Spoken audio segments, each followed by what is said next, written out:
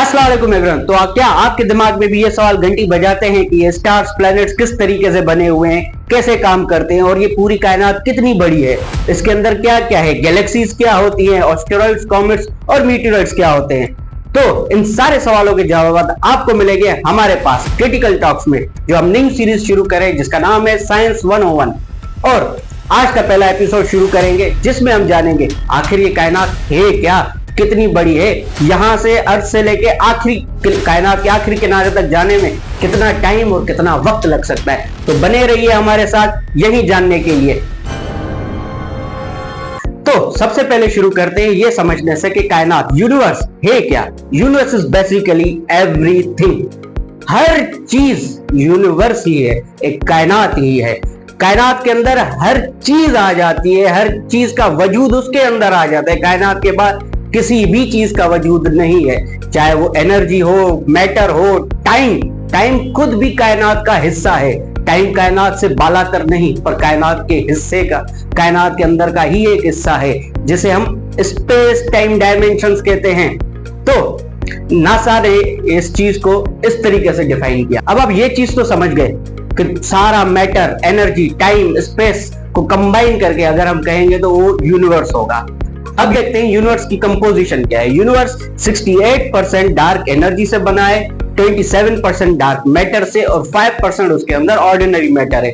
अब ये ordinary matter वही मैटर है जो उसके साथ हम सारी चीजें करते हैं। उसमें प्लैनेट्स आ गए, स्टार्स आ गए, आपके सैटेलाइट्स आ गए, कॉमेट्स आ गए, ईच एंड एवरीथिंग। आप में ये मोबाइल, ये पंखे, ये कैमरा, सारी चीजें उस ऑर्डिनरी 5% का ही हिस्सा हैं। बाकी जो 68% डार्क एनर्जी और 27% डार्क मैटर है, उससे अभी इंसानियत लाइल्म है। पर मैथमेटिकली हमें उसके शवाहिद जरूर मिले हैं कि ये चीज एग्जिस्ट जरूर करती है, पर हम उसको आम साइंटिफिक मेथड से, आम पर्सपेक्टिव से देख या समझ नहीं सकते। तो आगे बढ़ते हैं, अभी चलते हैं एक सफर पे। इस कायनात के अंदर, इतनी बड़ी कायनात के अंदर हमारा कॉस्मिक एड्रेस क्या हो सकता है अगर कल को एलियन हमें मिल जाए और या हम खुद दूसरे प्लैनेट्स, दूसरी गैलेक्सीज पे जाके रहना, आबाद होना शुरू कर दें, तो क्या हम अर्थ को एक एड्रेस दे सकते हैं? तो जैसे हम अपने घर का पता किसी को भी देते हैं, तो हम शुरू करते हैं अपने फ्लैट या घर नंबर से, उसके बाद मोहल्ले से, शहर से, फिर जाके कंट्री पे आ जाते हैं। वैसे ही जब हम कॉस्मिक एड्रेस की बात करेंगे तो ये भी एड्रेस मल्टीपल लेयर्स में चला जाएगा। जैसे सबसे पहले आप अगर निकलते तो हम जिस प्लेनेट पर रहते हैं उस प्लेनेट का नाम है प्लेनेट अर्थ। अब प्लेनेट अर्थ हमारे सोलर सिस्टम का तीसरा प्लेनेट है, मतलब यहां पे हमारे कॉस्मिक एड्रेस की दूसरी कड़ी आ गई, सोलर सिस्टम। सोलर सिस्टम, ये सारे जो प्लैनेट्स हमारे सन के अराउंड रिवॉल्व करते हैं उसे सोलर सिस्टम कहते हैं। ये पूरा सिस्टम, ये दूसरी कड़ी आ गई सोलर सिस्टम। सोलर सिस्टम के से जैसे ही हम बाहर निकलेंगे तो हमारे कॉस्मिक एड्रेस की तीसरी कड़ी है हमारी मिल्की वे गैलेक्सी। मिल्की वे गैलेक्सी के अंदर हमारे सूरज जैसे और उससे बड़े और छोटे हजारों नहीं, लाखों नहीं, पर अरबों सितारे और भी हैं, और उसके अंदर अरबों प्लैनेट्स और भी हैं। पर हमारे कॉस्मिक एड्रेस की तीसरी कड़ी हमारी गैलेक्सी मिल्की वे है।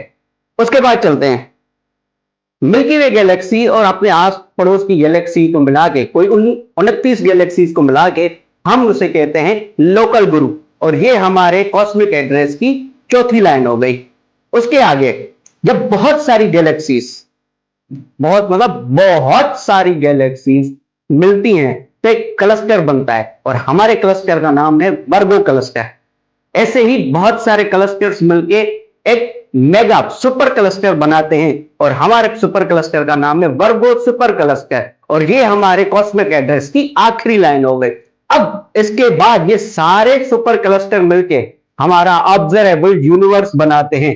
आपको एक सवाल, आपको एक लफ्ज यहां पे अजीब लग रहा होगा, ऑब्जर्वेबल यूनिवर्स क्यों?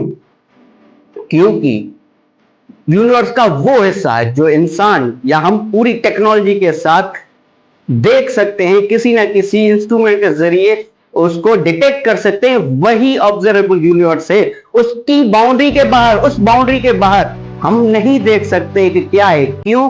क्योंकि यूनिवर्स कंटिन्यूअसली एक्सपेंड कर रहा है, वो भी लाइट की स्पीड से भी ज्यादा। और हम सिर्फ वही चीज ऑब्जर्व कर सकते हैं जिसकी लाइट हमारे पास पहुंच रही हो। जैसे हम सबसे पुरानी गैलेक्सी एक देख सकते हैं जो 13.5 बिलियन लाइट ईयर्स हमसे दूर है, मतलब हम सबसे पुरानी लाइट वही देख सकते हैं, उसके पहले वाली लाइट हमारे पास नहीं पहुंच रही। अब कुछ फैक्ट्स और फिगर्स पे आते हैं। हमारा यूनिवर्स तकरीबन 14 अरब साल पुराना है, मतलब अंदाजो scientific calculation according to NASA हमारे यूनिवर्स की एज 14 अरब साल है। और हमारे यूनिवर्स का जो डायमीटर है वो 93 बिलियन लाइट ईयर्स है। अब आप लोगों के जहन में ये सवाल आ रहा होगा कि ये लाइट ईयर्स क्या है, ये जो आपने पहले गैलेक्सीज क्लस्टर ये प्ला प्ला क्या है, ये क्या है? इन सारी चीजों के जवाब आपको स्टेप बाय स्टेप हमारे एपिसोड में मिलते जाएंगे।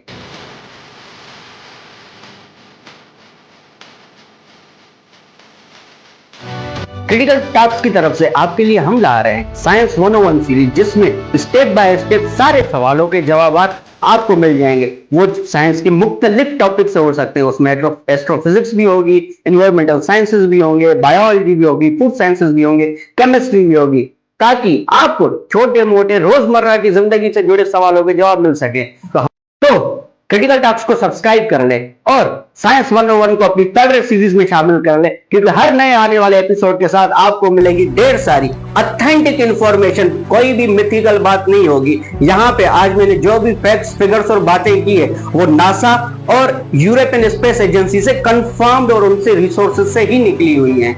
उसके अलावा यहाँ पे कोई भी बात वो नहीं होगी जो आप गलियों और रोडों पे सुनने को मिलती है। और एक और बोनस पॉइंट, वो लोग जो कभी ना कभी सीएसएस का अटेम्प्ट देना चाहते हैं या सीएसएस के पेपर में बैठना चाहते हैं, तो उनके लिए भी ये सीरीज बहुत फायदेमंद है, क्योंकि साइंस ऑफ वन सीरीज के सारे टॉपिक्स कहीं ना कहीं सीएसएस के जनरल साइंस के सिलेबस से ही निकले हुए हैं और बहुत सारी चीजें आपको कंबाइन करके एक ही जगह पे मिल जाएंगी। तो बने रहिए हमारे साथ, देखते रहिए critical talk science 101। Thank you, शुक्रिया, अल्लाह हाफिज।